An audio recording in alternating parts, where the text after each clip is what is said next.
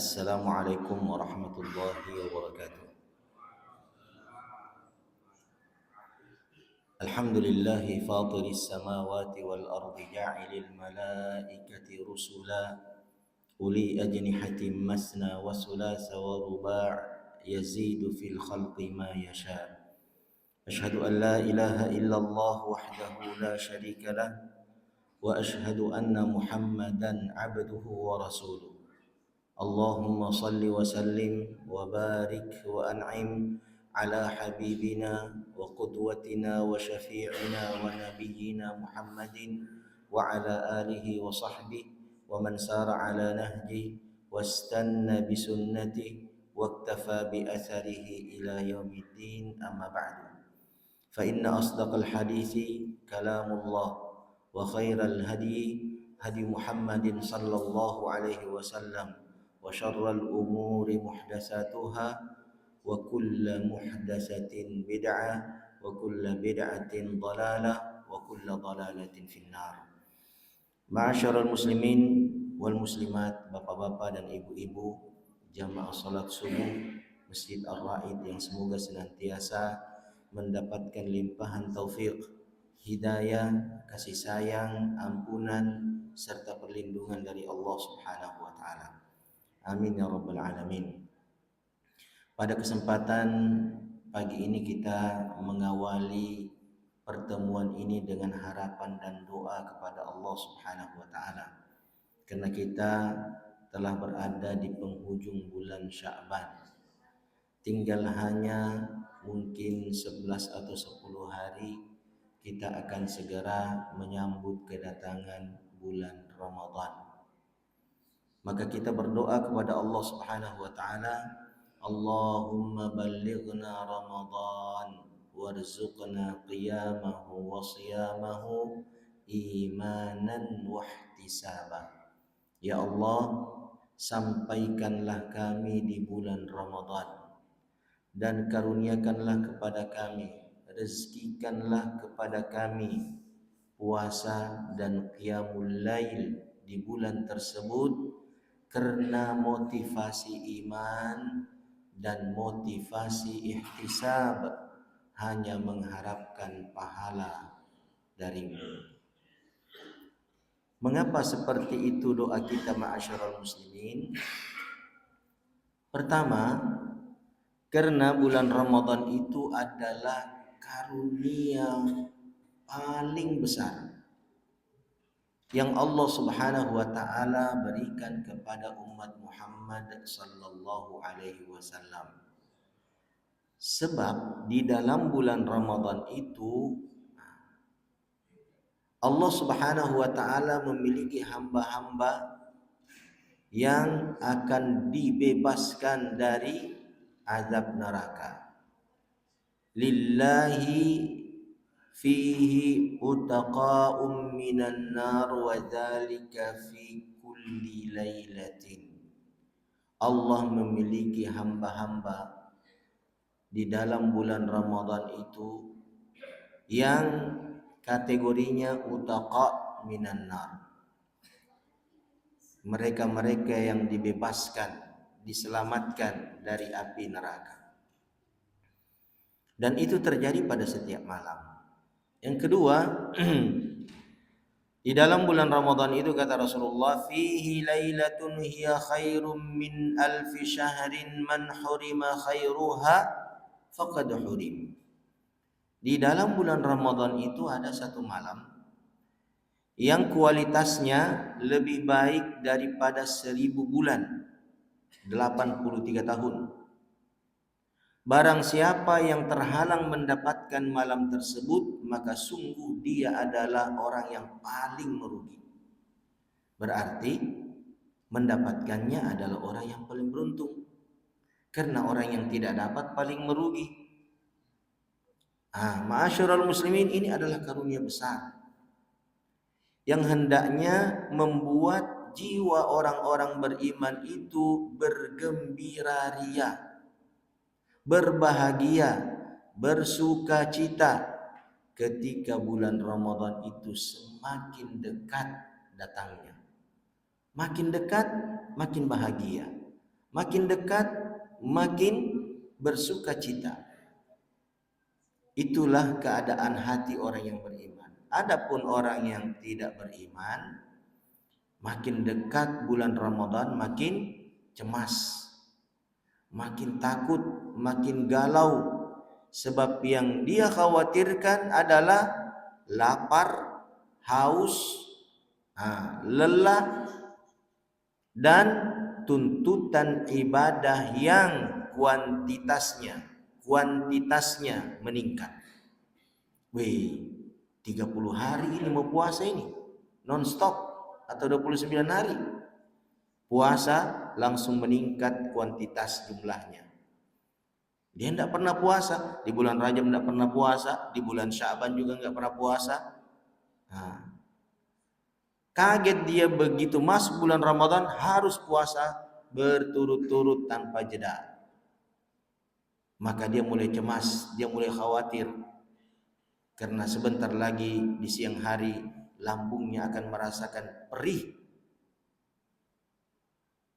Makanya ma'asyiral muslimin, yang seperti ini keadaannya, dia tidak akan sanggup bertahan dengan puasa lebih daripada sepekan. Langsung masuk namanya dalam daftar warung coto coko-coko. Warung coto setengah layar. Terdaftar namanya di situ. Wal'iyadzubillah, baru sepekan sudah ada daftar namanya sebagai pelanggan di sana. Apalagi kalau dia itu juga tetap beraktivitas mencari rezeki di pasar umpamanya. Auzubillah, kondisi pasar ma'asyiral muslimin di bulan Ramadan. Belum lepas pekan pertama, 7 hari pertama bulan Ramadan, kita sudah mendapati ada orang-orang yang merokok di pasar. Iya enggak? Ada? Ada ya? Ada. Wal'iyadzubillah. Mengapa seperti ini kondisi orang itu? Kalau ditanya, Anda agamanya apa? Malu-malu dia jawab Muslim, Islam. Islam itu harus puasa di bulan Ramadan. Selelah apapun Anda, sepanjang kelelahan itu tidak membawa Anda pada kematian, Anda wajib berpuasa. Ya, tidak ada uzur bagi Anda hanya karena lelah, hanya karena lapar, hanya karena haus, hanya karena mandi keringat, ya, lantas Anda meninggalkan puasa Ramadan. Demikian juga akan meningkat kuantitas sholat. Yang selama ini sholat 4 rakaat aja duhur banyak dia rasa, panjang dia rasa. Bagaimana kalau bulan Ramadan dia harus ditambah minimal 11 rakaat. 11, yang 4 aja kadang dia mengeluh. Yang 2 subuh hari kadang mengeluh. Bagaimana orang yang seperti ini mau ditambah 11 rakaat? Makanya ma'asyiral muslimin, tidak sampai sepekan dia melaksanakan sholat tarawih yang 11 rakaat itu, sudah kabur dia dari masjid. Tak bisa lagi. Padahal bulan Ramadan adalah bulan di mana kita harus meningkatkan 2 perkara dari setiap ibadah kita. Kita ini memiliki dua jenis ibadah. Yang pertama, ibadah ritual. Salat, puasa, zakat, sedekah, ya kan? Haji, umrah, ibadah-ibadah ritual kita. Tilawatul Quran. Di bulan Ramadan harus meningkat. Apanya? Kualitasnya harus meningkat. Yang kedua, kuantitasnya.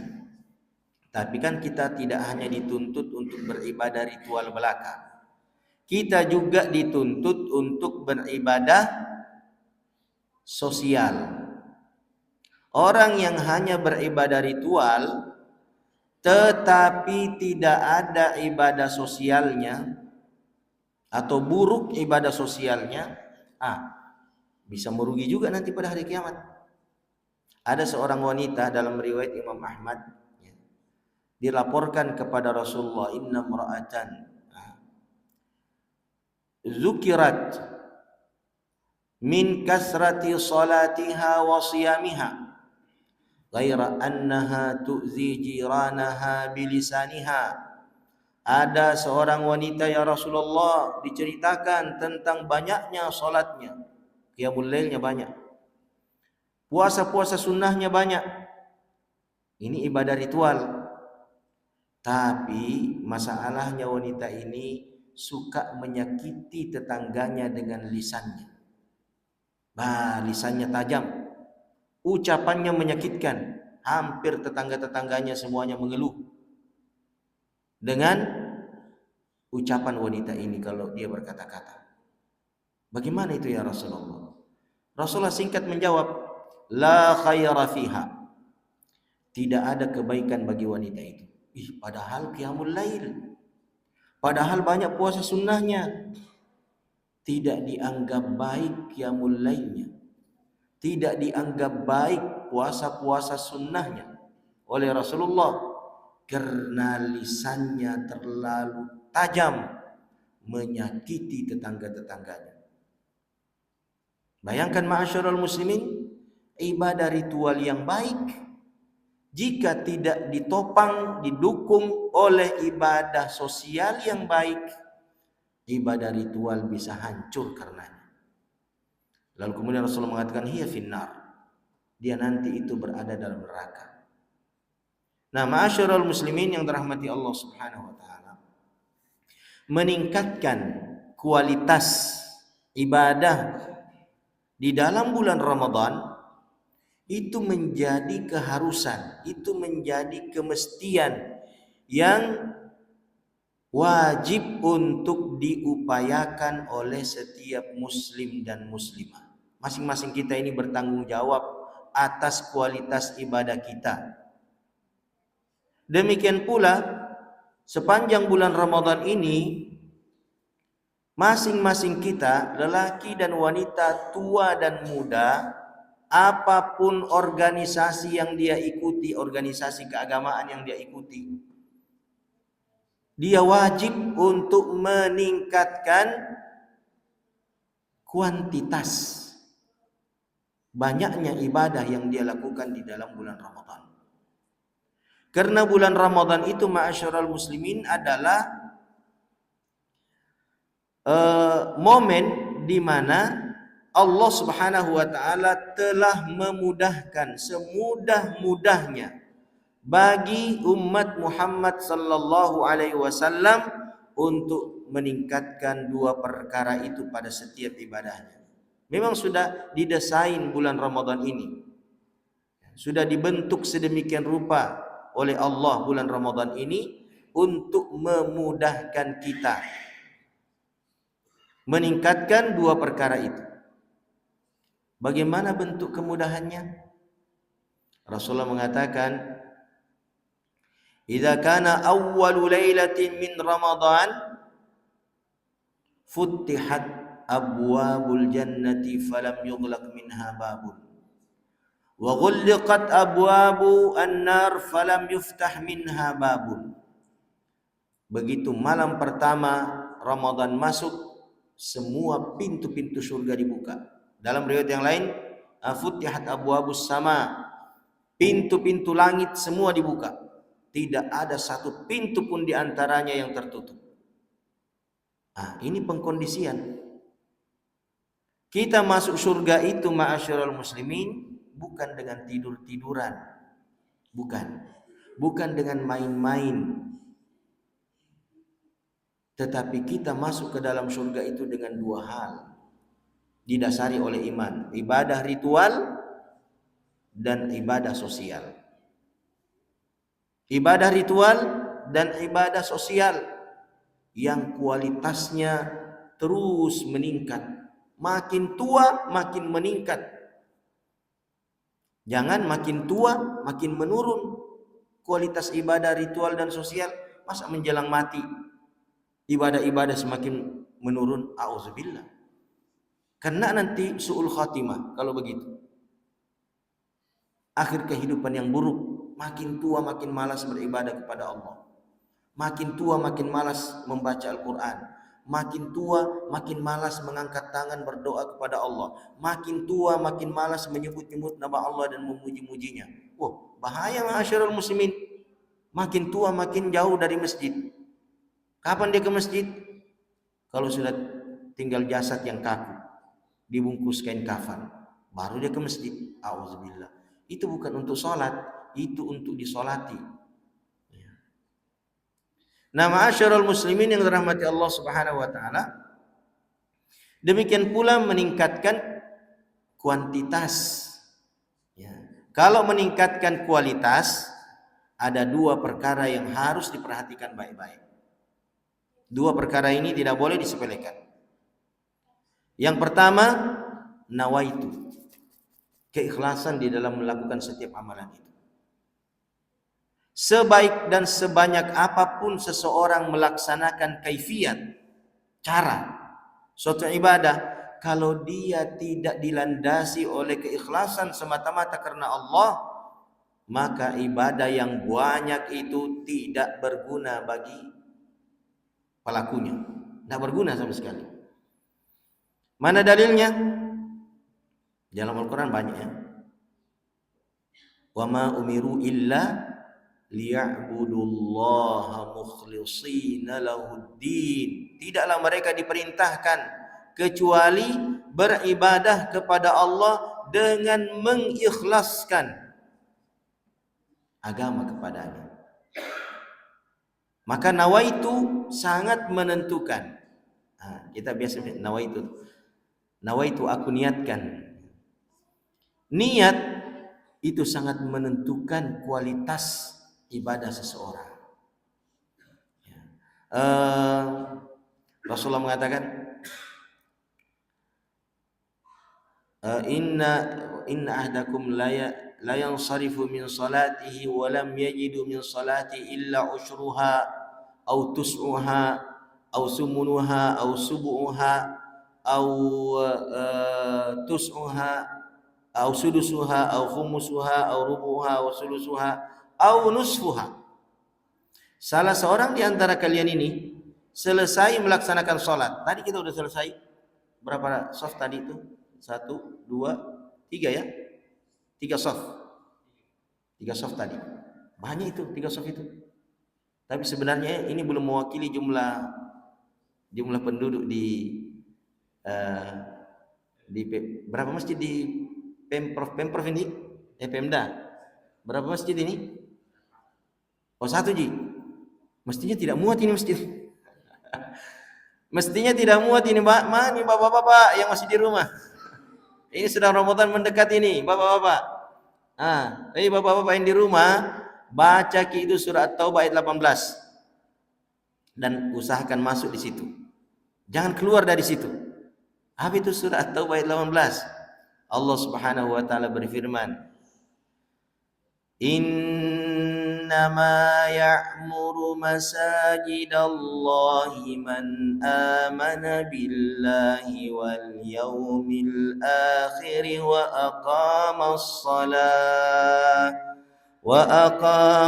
salata wa ata'az zakah wa lam yakhsha illallah fa'asa ulaika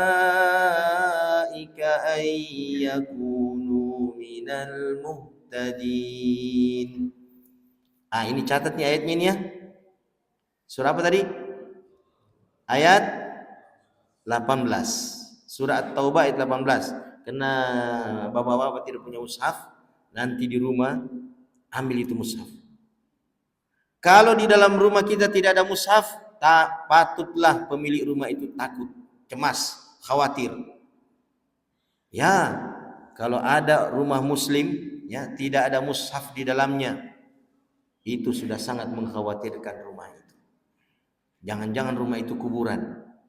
Ya kan, Rasulullah mengatakan la taj'alu buyutakum maqabir.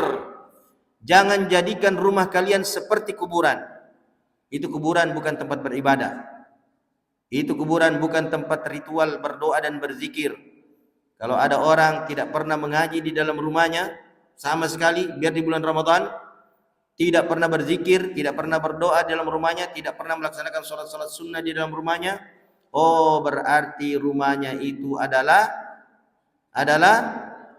kuburan. Rasulullah mengatakan, la taj'alu buyutakum maqabir. Jangan jadikan rumah-rumah kalian itu kuburan. Supaya rumah tidak jadi kuburan, bagaimana caranya? Iqra'u suratal Baqarah. Bacalah di dalam rumah kalian surah Al-Baqarah. Itu surah Al-Baqarah, surah paling panjang di dalam Al-Quran, hampir 3 juz. Berarti lama kita baca Al-Quran? Ya, lamalah kita baca Al-Quran dalam rumah. Karena harus membaca surah yang paling panjang. Berarti durasi membaca Al-Quran di dalam rumah lebih panjang daripada membaca Al-Quran di dalam masjid. Supaya rumah kita tidak jadi kuburan. Lalu bagaimana kalau tidak ada Al-Quran di dalam rumah? Kapan dia baca? Oh, mungkin dia penghafal Al-Quran. Mungkin dia menghafal Al-Quran. Ya. Untung kalau dia hafal Al-Quran. Ya, ada dia hafal juz 30. Tapi kan yang disuruh surah Al-Baqarah. Ya, surah Al-Baqarah. Kenapa surah Al-Baqarah? Rasulullah mengatakan, fa inna syaitana yanfiru min baitin tuqra'u fihi suratul Baqarah. Karena syaitan itu akan lari terbirit-birit menjauhi rumah yang di dalamnya selalu dibacakan surah Al-Baqarah. Makanya tadi malam saya diminta meruqyah kamar. Pokoknya pemilik kamar itu selalu merinding dan selalu merasa ada yang mengawasi dia. Tadi malam dia sudah tidak berani tinggal di kamar itu. Saya masuk itu meruqyah. Kenapa saya jadi merinding? Ya kan? Ini tidak beres, mentong ini kamar ini.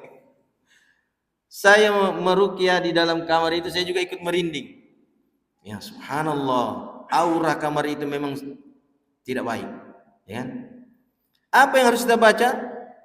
Yang kita baca surah Al-Baqarah. Karena Rasulullah sallallahu alaihi wasallam telah bersabda, ya, fa inna syaitana yanfiru min baitin tuqra'u fihi suratul Baqarah. Maka ma'asyiral muslimin, harus ada mushaf Al-Quran di rumah yang selalu dibaca, supaya ini membuat rumah kita dan keluarga kita menjadi keluarga Al-Quran. Jadikan rumah kita dan anggota keluarga di dalamnya menjadi rumah Al-Quran dan keluarga Al-Quran. Jadikan bulan Ramadan adalah bulan di mana kita harus mendesain rumah kita, membentuk keluarga kita menjadi keluarga Al-Quran, keluarga orang-orang yang beriman dan bertakwa kepada Allah Subhanahu wa taala. Coba dalam surah surah At-Tur ya, ayat 22 itu. Walladzina amanu wattaba'athum dzurriyyatuhum biimanin alhaqna bihim dzurriyyatahum wama alatnahum min amalihim min syai' kullu imri'in bima kasaba rahin. Walladzina amanu, dan orang-orang yang beriman. Kita semua insyaallah adalah orang-orang yang beriman. Ibu-ibu semuanya adalah orang-orang yang beriman. Walladzina amanu wattaba'athum dzurriyyatuhum biiman, dan mereka diikuti oleh anggota keluarganya, anak cucunya dalam keimanan. Artinya kita ini sebagai kepala rumah tangga bertanggung jawab untuk menggiring semua anggota keluarga kita, anak cucu kita, untuk menjadi orang-orang yang beriman. Jangan sampai kita nggak pedulian dengan keluarga kita. Terserah ente mau tidur sepanjang waktu, nggak peduli. Mau main game sepanjang waktu, nggak peduli. Subhanallah, mana tanggung jawab Anda sebagai orang beriman dalam keluarga yang dituntut untuk menggiring semua anggota keluarga kita agar mereka turut dalam keimanan. Wa ma alatnahum min amalihim min syai'. Kami tidak akan menyia-nyiakan amalan-amalan mereka sedikit pun. Semuanya akan dibalas dengan balasan kebaikan yang berlipat ganda. Kullu mri'in bima kasaba rahin. Setiap orang bertanggung jawab atas apa yang dia lakukan. Nah, ma'asyiral muslimin, dalam bulan Ramadan ini kita tidak boleh hanya mementingkan diri sendiri, mengaji sendiri, puasa sendiri, sahur sendiri, tarawih sendiri, qiyamul lail sendiri, berzikir sendiri, berdoa sendiri, tidak pernah melibatkan keluarga, tidak memotivasi keluarga, tidak mengkondisikan keluarga untuk bersama-sama meningkatkan dua hal dalam ibadah, kualitas dan kuantitas. Masing-masing kita bertanggung jawab untuk mengkondisikan keluarga kita. Rasulullah Shallallahu Alaihi Wasallam mengatakan apa? Kullukum ra'in wa kullukum mas'ulun an ra'iyati. Setiap kalian adalah pemimpin dan setiap kalian akan dimintai pertanggungjawaban di akhirat nanti atas siapa yang kalian pimpin. Farrajulu ra'in fi ahli baitihi. Seorang lelaki itu menjadi pemimpin bagi anggota keluarganya. Wal mar'atu ra'iyatun fi baiti zawjiha. Dan wanita itu menjadi pemimpin dalam rumah suaminya. Kalau suaminya sudah pergi, dia jadi wakil, dia jadi pemimpin. Karena dia wakil daripada suaminya, maka dia di dalam rumah. Fi baiti, kalau suami fi ahli baiti, pada anggota keluarga. Anggota keluarga ada istri dan sejumlah anak. Kalau dalam rumah ada barang-barang, ya kan? Ada anak-anak. Ya, istri tidak boleh memimpin suami. Ya, dia memimpin rumah. Dia mengatur itu rumah. Ya, mendesain itu rumah, mensuasanakan itu rumah menjadi suasana Al-Quran, menjadi suasana ibadah. Mengapa? Karena suaminya sudah pergi mencari nafkah. Jangan sampai kepergian suami mencari nafkah membuat rumah tidak bernuansa ibadah, tidak bernuansa Al-Quran. Nah, ma'asyiral muslimin yang dirahmati Allah Subhanahu wa taala. Bulan Ramadan adalah bulan di mana kita wajib meningkatkan dua hal dalam ibadah kita. Kualitas dan kuantitas. Tentang kualitas, dua ini perhatikan. Yang pertama, ikhlas. Mari aja anak kita ini berpuasa karena iman dan ihtisab. Anggota keluarga kita berpuasa iman dan ihtisab, bukan hanya karena ikut-ikutan. Sampaikan kepada anak kita yang akan menilai, yang akan memperhatikan ibadah puasa kita ini adalah Allah. Biar kau sendiri dalam kamar, di tanganmu ada camilan, Allah akan lihat apa yang engkau lakukan dengan camilan itu. Nekat engkau mengkonsumsi camilan itu, meminum minuman itu hanya karena engkau sendiri di dalam kamar, engkau akan dicatat oleh Allah dan akan mempertanggungjawabkan hal itu di hadapan Allah. Supaya dia tidak merasa hanya diawasi oleh kedua orang tuanya atau anggota keluarganya di dalam melakukan ibadah.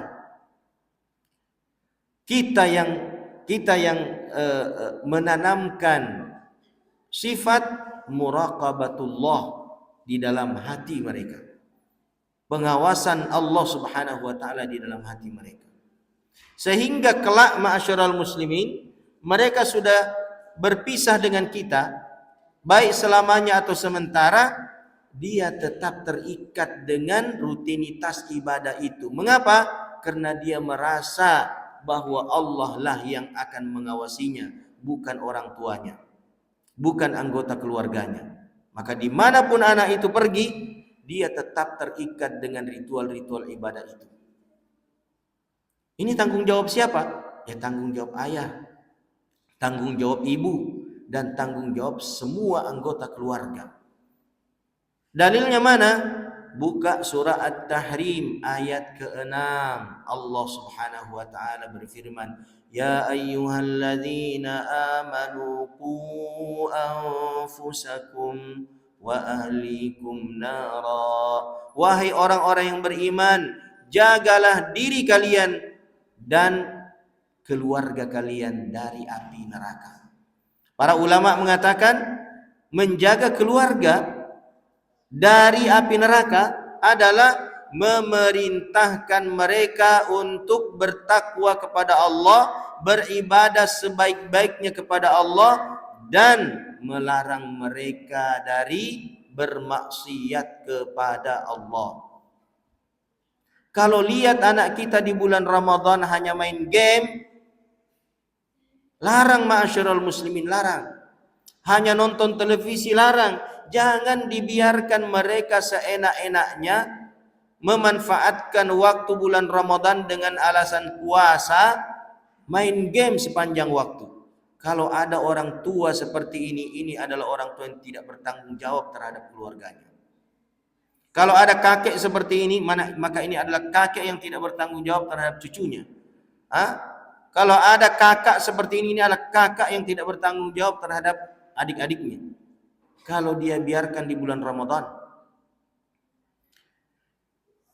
Dan sebaiknya ma'asyiral muslimin, sebaiknya, seharusnya bahkan itu televisi, kalau masih ada televisi ya. Masih ada ke televisi ini setelah ada, masih ada ya? Oh, masih ada saya kira sudah habis ini televisi, dihapus sama ini gadget ya. Anak-anak kan sudah pegang gadget semuanya. Televisi itu memang sudah dikunci begitu masuk bulan Ramadan. Kan itu isinya televisi. Banyakan mana? Malaikat atau setan? Isinya televisi. Lebih banyak setan toh? Lebih banyak setan. Begitu masuk bulan Ramadan apa yang terjadi? Suffidatis syayatin wa maradatul jin, kata Rasulullah. Begitu masuk bulan Ramadan langsung dibelenggu, dipenjara semua setan-setan dan jin-jin jahat. Nah, kalau memang isi televisi itu lebih banyak setan, kunci itu televisi.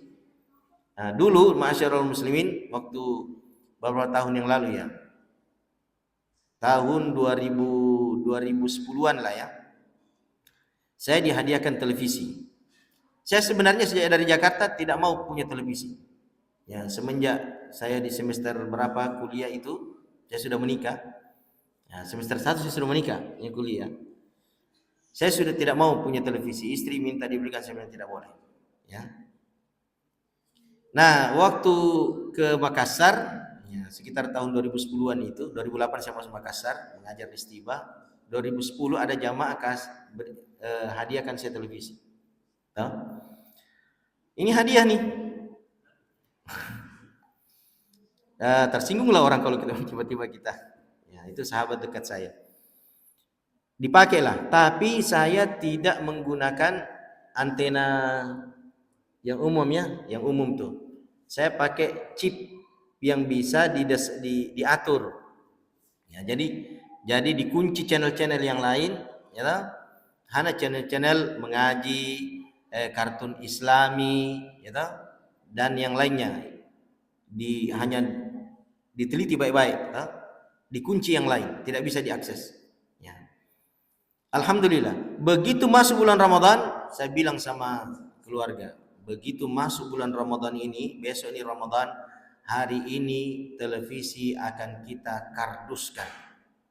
Ya, dikardusin tuh, dimasukkan di kardus, dilakban, ya. Lalu kemudian diikat dengan sarung, baru dikasih masuk dalam gudang. Tidak boleh keluar ini televisi sampai berakhir bulan Ramadan. Begitu ma'asyiral muslimin. Demikian juga Facebook kita, insya Allah Facebook ini nih, dan semua media sosial, Instagram, TikTok akan kita kunci sepanjang bulan Ramadan. Tidak akan kita akses. Ya, itu komitmen kita ma'asyiral muslimin. Karena isinya sebenarnya lebih banyak setan. Sementara Allah Subhanahu wa taala telah mengatakan bahwa begitu masuk bulan Ramadan, setan semuanya dikunci. Setan semua dibelenggu, setan semua dipenjara. itu adalah tarbiyah, pendidikan, edukasi untuk kita. Kan kalau kita diberikan tanggung jawab untuk membelenggu setan jin, bisa nggak kita? Bisa nggak? Tidak bisa, ma'asyiral muslimin. Kira-kira ada nggak setan ini dalam masjid? Hah? Ada? Ada nggak setan dalam masjid ini? Ya jelaslah ada, ma'asyiral muslimin. Jelas ada. Apa buktinya? Rasulullah mengatakan, itu saf kalian kasih rapat. Kenapa kita disuruh kasih rapat saf? Kenapa beda? Karena kalau dia renggang akan masuk, siapa yang masuk? Setan. Setan langsung masuk di saf yang renggang. Berarti Anda sholat di sampingnya setan. Kalau ada saf yang renggang. Berarti setan itu bisa masuk di dalam masjid meskipun kita sedang melaksanakan sholat. Apalagi kalau tidak sementara melaksanakan sholat. Setan masuk juga, masyarul muslimin. Ya. Iyalah. Ya, kita bersama dengan setan sholat, masyarul muslimin. Kan sudah terbukti nih. Ini kemarin masyarakat dunia kaget, heboh. Berita apa yang membuat heboh masyarakat dunia? 3 juta file dari Ferry Epstein terbongkar. Iya enggak? Ikuti beritanya, Bapak-bapak. Ikuti beritanya enggak? Aduh. Ikuti ya. 3 juta file. Ini adalah skandal kejahatan paling mengerikan di dunia. Dilakukan oleh para konglomerat dunia, orang-orang kayanya dunia, ya kan? Badan pejabat-pejabat pemerintahan, perusahaan, pemilik perusahaan raksasa, selebriti dan artis, di situ semuanya melakukan kejahatan.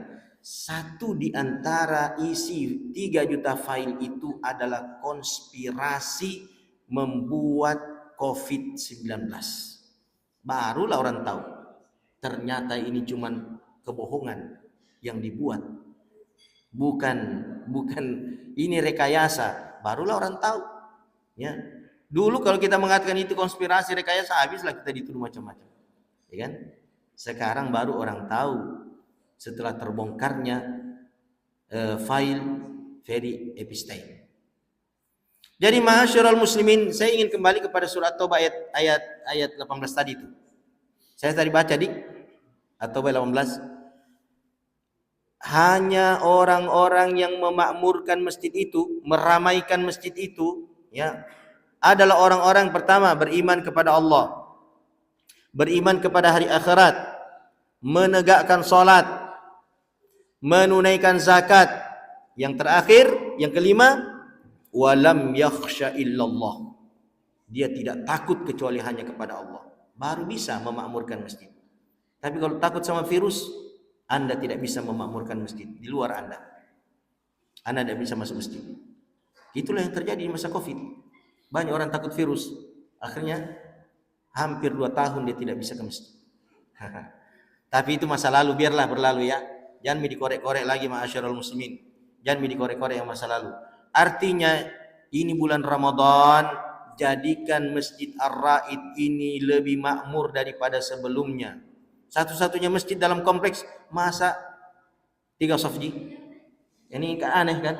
Satu-satunya masjid. Masjidnya ini membludak penuh, ya kan? Tapi begitulah, ma'asyiral muslimin, kita berada di akhir zaman. Fenomena umum akhir zaman di dalam Ramadan dan di luar Ramadan adalah fenomena fitnah. Fitnah-fitnah yang menggulung kehidupan manusia ini menyebabkan mereka malas beribadah kepada Allah Subhanahu wa taala. Ya. Tetapi sangat termotivasi memburu dunia.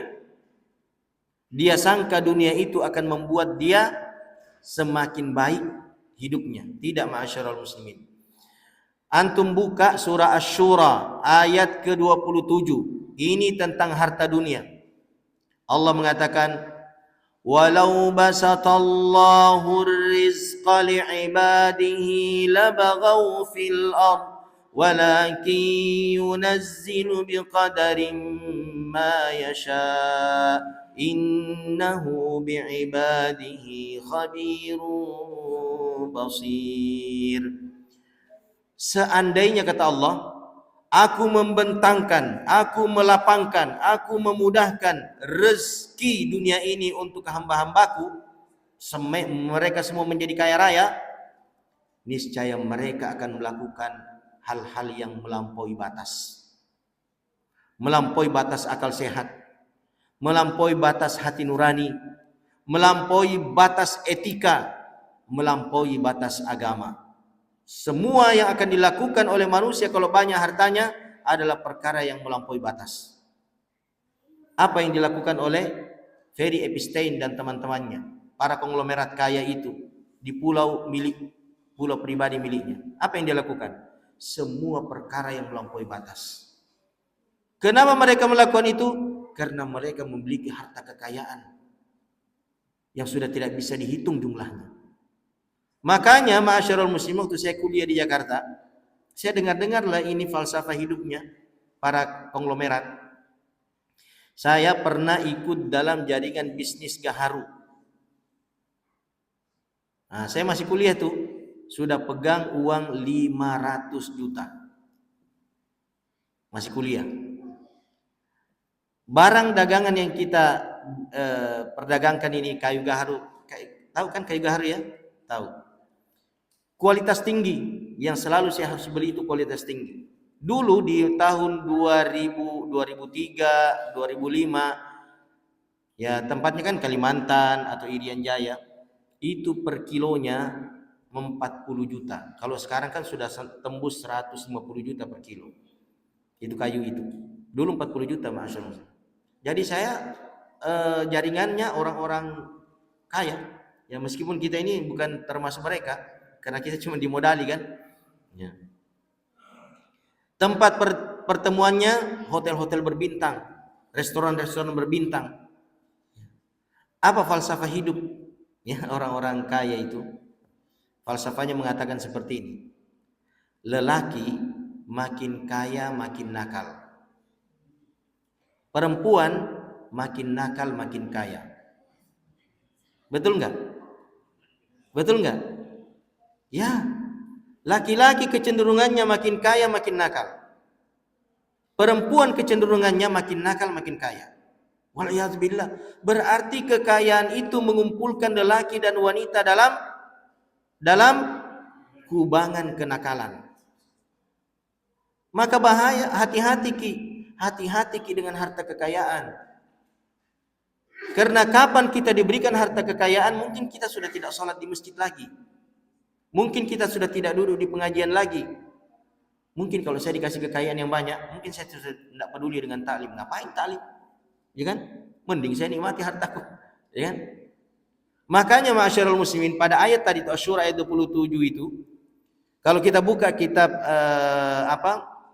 Al-Imam Al-Baghawi, tafsir Al-Imam Al-Baghawi, beliau menukil hadits qudsi panjang sekali dari Anas bin Malik radhiyallahu taala anhu. Kita sampai ke ujungnya saja. Allah berfirman, ya meskipun dalam riwayatnya ya Syekh Al-Albani mendhaifkan hadis ini.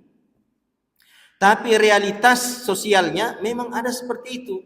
Maknanya dalam hadis qudsi itu Allah berfirman, "Inna min ibadil mu'minina man la yasluhu imanuhu illa bil ghina falau afqartuhu la afsadahu dzalik." Ada di antara hamba-hambaku yang beriman ini orang yang tidak akan baik imannya kecuali dengan kekayaan. Seandainya aku miskinkan dia, maka kemiskinan itu pasti merusak imannya. Ada orang yang tidak cocok kaya, ma'asyiral muslimin. Di antara orang beriman ini ada orang yang tidak cocok kaya. Sebab kalau dia kaya, dia sudah tidak menjadi jamaah masjid. Dia akan menjadi jamaah kafe.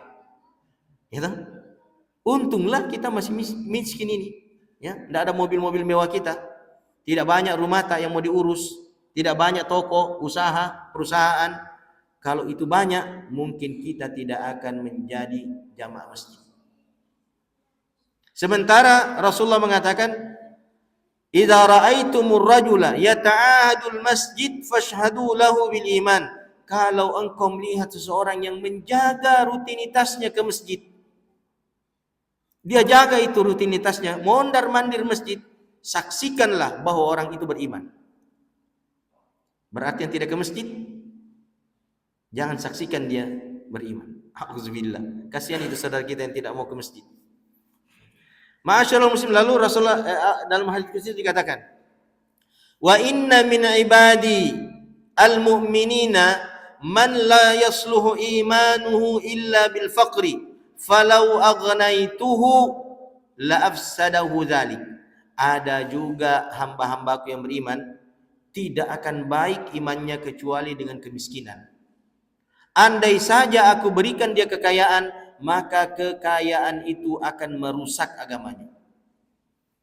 Nah, jadi kekayaan dan kemiskinan Allah ciptakan sebenarnya untuk menjaga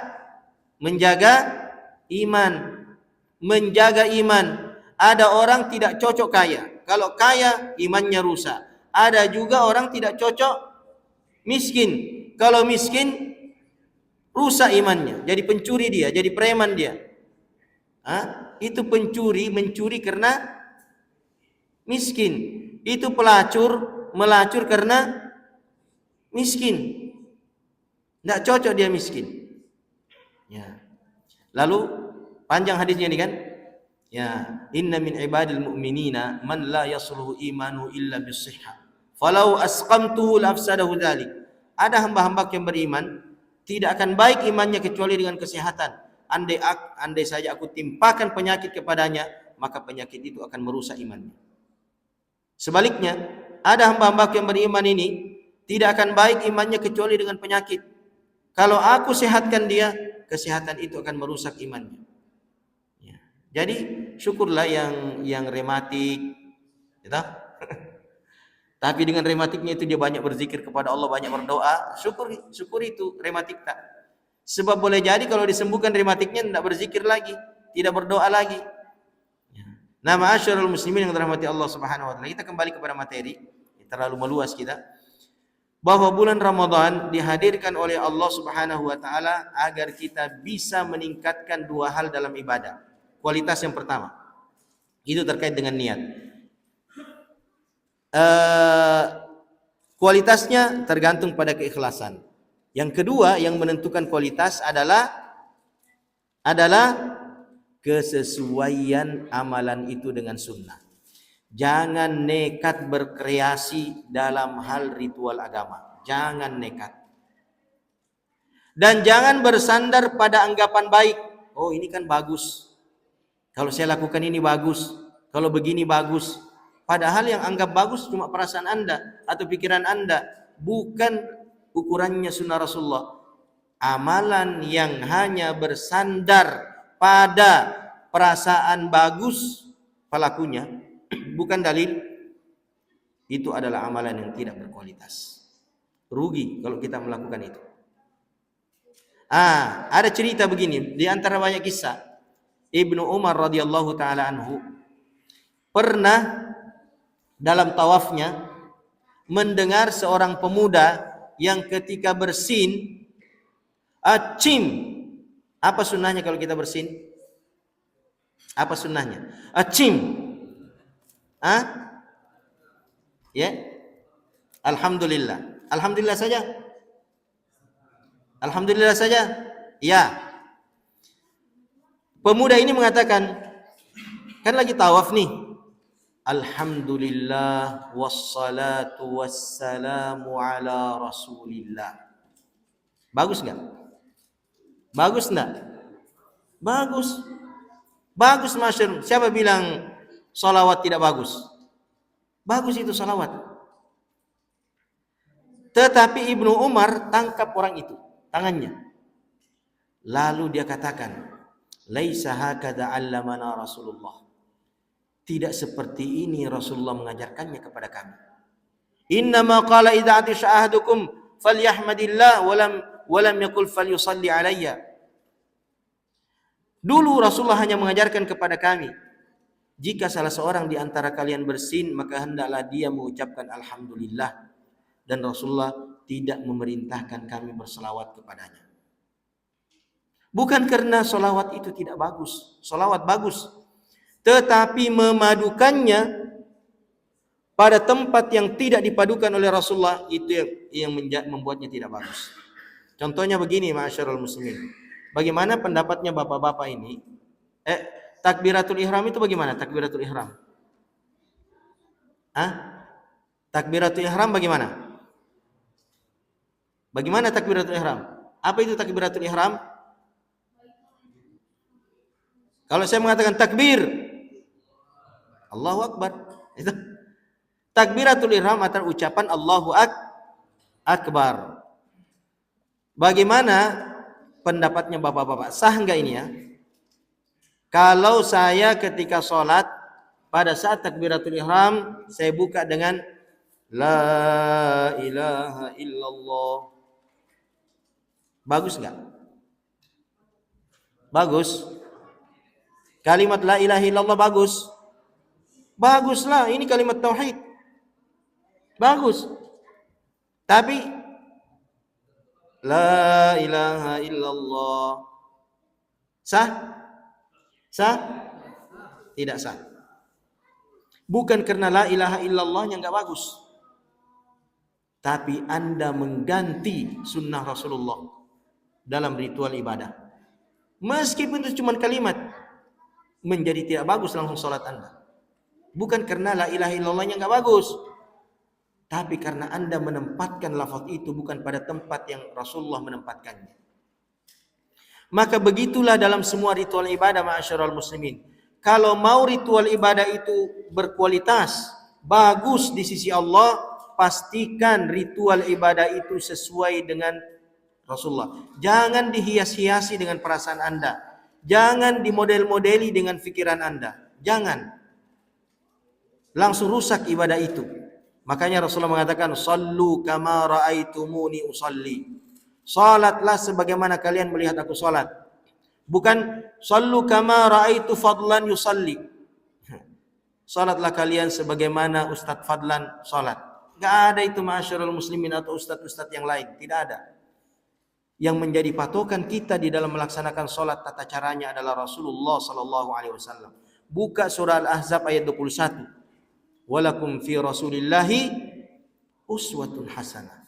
Bagi kalian terdapat teladan yang baik pada diri Rasulullah sallallahu alaihi wasallam. Para ustadz, para kiai, para masyayikh bertanggung jawab semuanya untuk mengarahkan manusia ini kepada sunnah Rasulullah. Siapapun di antara mereka menyembunyikan sunnah Rasulullah karena khawatir, karena takut ditinggalkan jamaah, maka dia akan dikekang mulutnya dengan api neraka.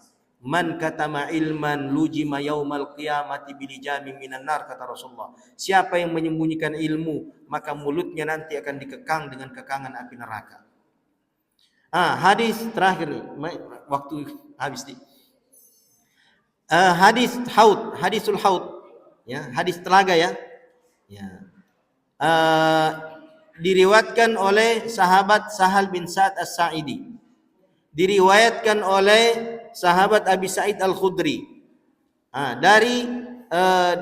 ditakhrij oleh Al-Imam Al-Bukhari, Imam Muslim. Hadisnya sahih.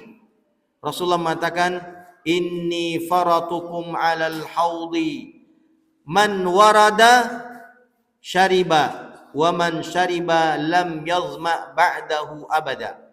Aku menanti kalian semuanya, aku mendahului kalian semuanya di telagaku. Siapa yang datang di telagaku nanti, dia akan meminum airnya, dan siapa yang meminum airnya meskipun seteguk, dia tidak akan kehausan lagi untuk selama-lamanya setelah itu, karena dia masuk dalam surga. Kemudian beliau mengatakan, "Wala iridanna alayya aqwamun arafuni wa arifuhum summa hila baini wa bainahum." Benar-benar akan datang sekelompok orang di telaga itu. Aku mengenal mereka, mereka mengenal aku, tapi mereka diusir menjauh dari telaga itu. Faqultu innahum minni wa ana minhum. Maka aku, kata Rasulullah, mengatakan, mereka itu bahagian dari diriku dan diriku bahagian daripada mereka. jangan diusir. Tapi mereka tetap diusir dari telaga itu. Lalu terdengar seruan, innaka la ta'lam ma ahdatsu ba'dak. Engkau wahai Muhammad tidak tahu perbuatan-perbuatan baru yang mereka lakukan sepeninggalmu. Perbuatan baru.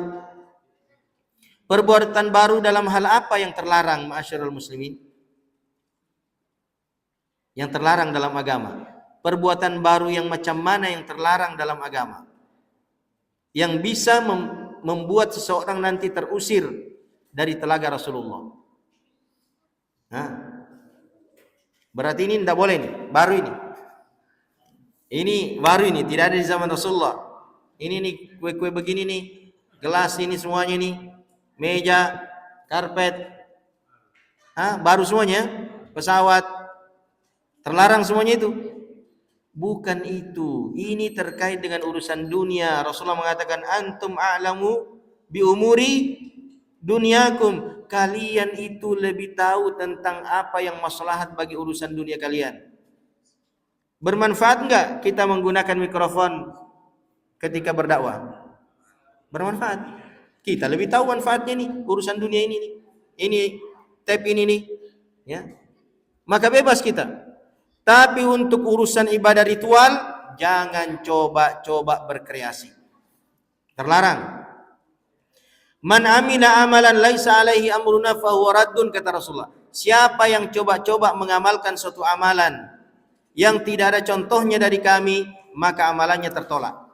Dalam urusan amalan ibadah, ma'asyiral muslimin, amalan agama, jangan coba-coba berkreasi.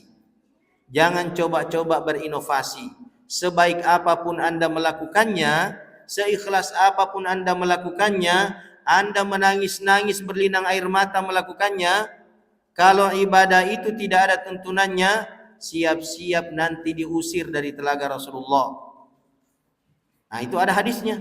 Hadis Sahal bin Sa'ad As-Sa'idi, hadis Abi Sa'id Al-Khudri, diriwayatkan oleh Imam Bukhari dan Muslim. Tidak bisa kita bantai ini, ya kan? Nah, ma'asyiral muslimin, maka Rasulullah pun pada akhirnya mengatakan, suhkan liman ghayyara ba'di. Celakalah orang-orang yang merubah-rubah agamaku sepeninggalku. Maka agama ini sudah disempurnakan oleh Allah. Al-yawma akmaltu lakum dinakum wa atmamtu alaikum ni'mati wa raditu lakumul Islam madina. Agama Islam yang isinya ibadah ritual ini sudah sempurna, disempurnakan oleh Allah. Maka kita tinggal hanya menerima dan melaksanakannya. Jangan lagi dipikir-pikir apa yang cocok di zikir ini, apa yang cocok di begini, apa yang cocok di. Jangan, sudah sempurna dilaksanakan oleh Rasulullah dan diajarkan olehnya kepada umat ini. Tinggal kita melaksanakannya agar semua ibadah kita di luar Ramadan dan utamanya di dalam Ramadan meningkat kualitasnya, karena dia sesuai dengan tuntunan Rasulullah sallallahu alaihi wasallam. Dan motivasikan hal itu jangan hanya pada diri kita, anak kita, istri kita, ikutkan mereka semuanya dalam nuansa peningkatan kuantitas dan kualitas ibadah sepanjang bulan Ramadan, karena itu adalah tanggung jawab kita masing-masing. Allah akan tanya kepada diri kita masing-masing, apa yang telah engkau lakukan di dalam rumah tanggamu sepanjang engkau hidup? Apa yang telah engkau titipkan kepada anak-anakmu, kepada anggota keluargamu sebelum engkau wafat? Kalau yang kita titipkan adalah sunnah Rasulullah sallallahu alaihi wasallam yang sempurna, agama Allah yang baik, ibadah yang baik, maka kita akan tenang hidup di dalam alam barzakh. Tapi kalau cuma harta yang kita titipkan, lalu harta itu dia pakai melakukan dosa dan maksiat, tidak tenanglah kita di alam berikutnya, ma'asyiral muslimin. Karena yang membuat seseorang tenang di alam barzakh terkait dengan apa yang pernah ia lakukan di dunia, 3 perkara, ya kan? Yang pertama adalah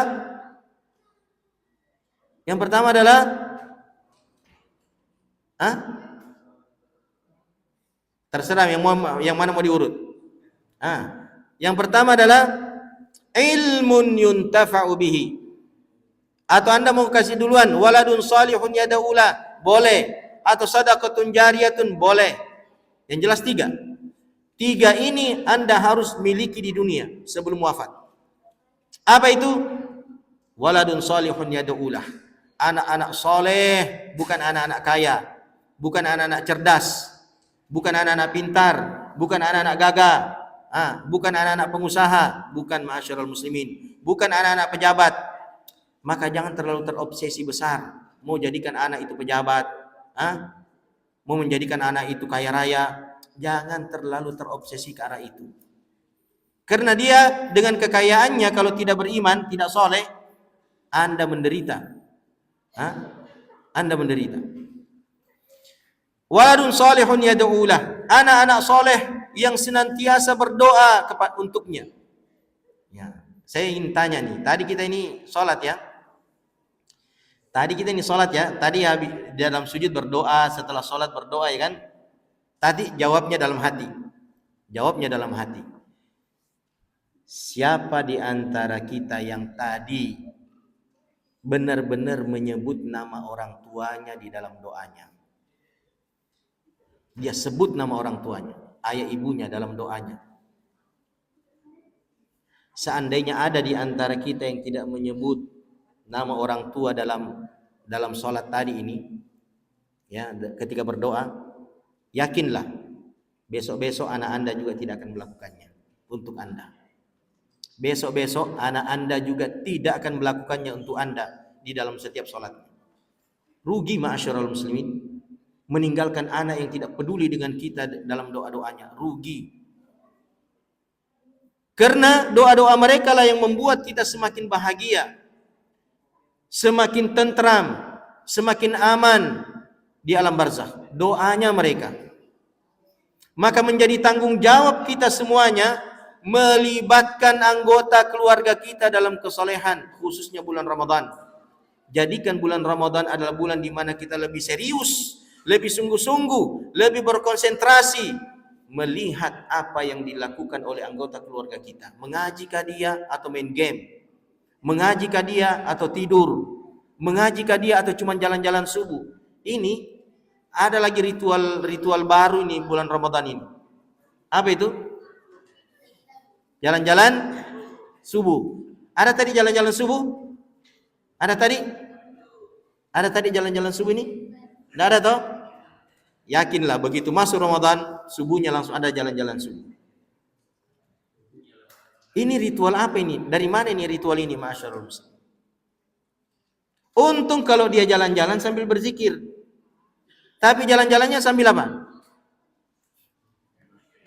Sambil berpasang-pasangan. Ganggu-ganggu cewek kalau remaja. A'udzubillah. Masa bulan Ramadan di waktu pagi yang penuh dengan keberkahan itu digunakan untuk jalan-jalan bersama dengan wanita, pergi melihat-lihat wanita? A'udzubillah. Ini menodai, mengotori dan merusak Ramadan kita. Maka semoga jamaah Masjid Ar-Raid ini di bulan Ramadan tidak ada jalan-jalan subuhnya. Amin ya rabbal alamin. Boleh tak? Sepakat ki, dalam kebaikan itu mesti kita sepakati.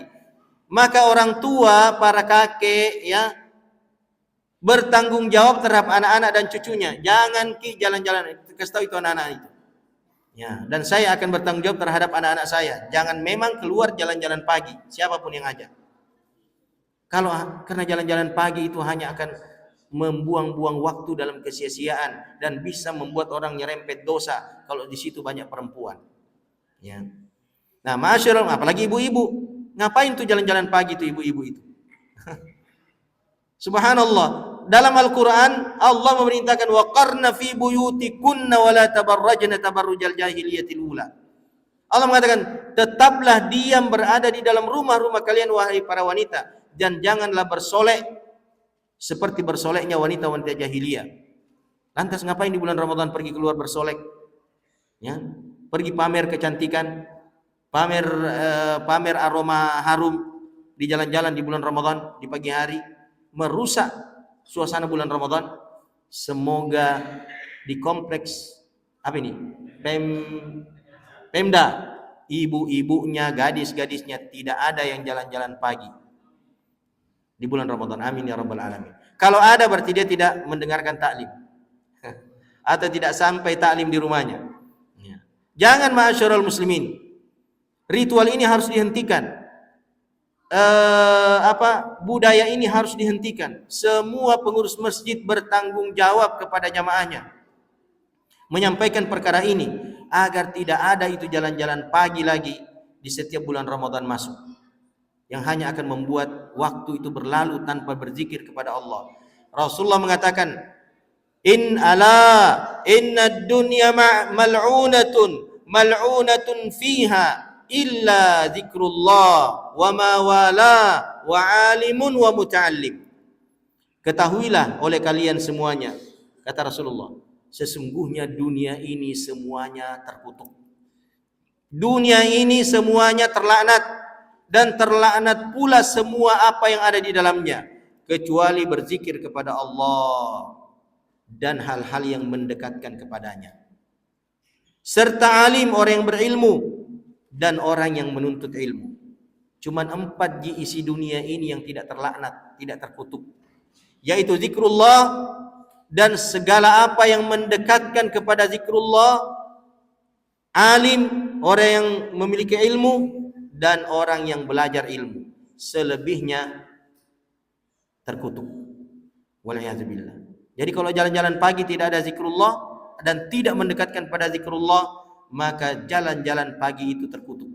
Ya, ini harus kita sampaikan demi mencegah meluasnya budaya kaum muslimin di bulan Ramadan, khususnya di Indonesia, ya, terkait dengan jalan-jalan pagi mereka di bulan Ramadan. Nah, ma'asyiral muslimin rahmati Allah Subhanahu wa taala, ini saja yang kami sampaikan. Ya. Kita insyaallah sampai jam 7 tadi ya. Ini sudah 6.38. Setengah jam berikutnya kita isi dengan mungkin tanya jawab, ya, hal-hal yang memang belum kita jelaskan. Insyaallah nanti dalam tanya jawab dan diskusi ini kita akan sharing